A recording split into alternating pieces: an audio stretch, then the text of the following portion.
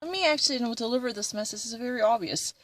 David Hume, in the first place, denied the causal relations or any type of causation as a concept. But if he ever actually wants to cite or invoke laws of nature in order to define miracles, then he indirectly embraced a causation. Laws of nature is all about causal relations.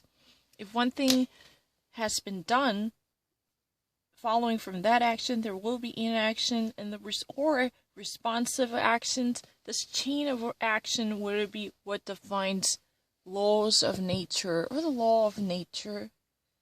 But when he actually defined the miracles or the concept of a miraculous event, he somehow defied his previously held position. He defied it. It was really a defiance of his philosophy. There is no causal connections or relations. Everything just happens in such a randomized sense. Then that's not true. Maybe, he even actually said that people having, people having a belief in a causal relations, that's nothing but illusion, because everything just happens. You know what? But people actually gave too much meaning into it to believe that one. If there was any type of input, then there was output in responsive to that. That's not true. That's a mere illusion. That's easy thinking. And a really similar connection to George Berkeley. Excuse me, do you actually take this article from David Hume? 이거 데이비드 휴메에서 가져왔나요? 굉장히 비슷한데, 데이비드 휴me 글이랑?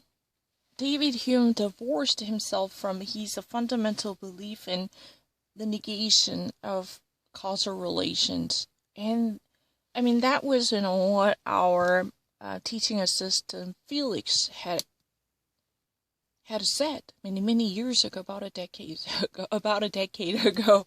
Yeah, indeed, a decade ago. All right, and this time around into 2011, so exactly about a decade ago. Yeah, I still remember that. And why would you say that he actually distanced himself from the previously held position, which, this was a really exceptional case. Otherwise, he would have still defended non-existence of a causation. But this one particular case, when it comes to explaining miraculous phenomenon, he somehow invoked the laws of nature, or the law of nature, whatever you say, it's the same.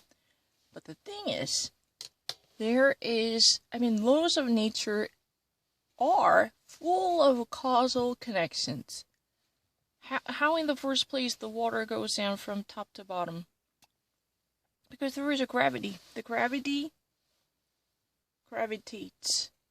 Gravity pulls off, and everything gravitates towards that core of the earth, right? This is really the causal relationship. If you ever actually break it down into simple words, I'm not really a scientific person. I'm not a Mr. Science or Mrs. Science or whatever. I'm not really Bill Nye, for sure.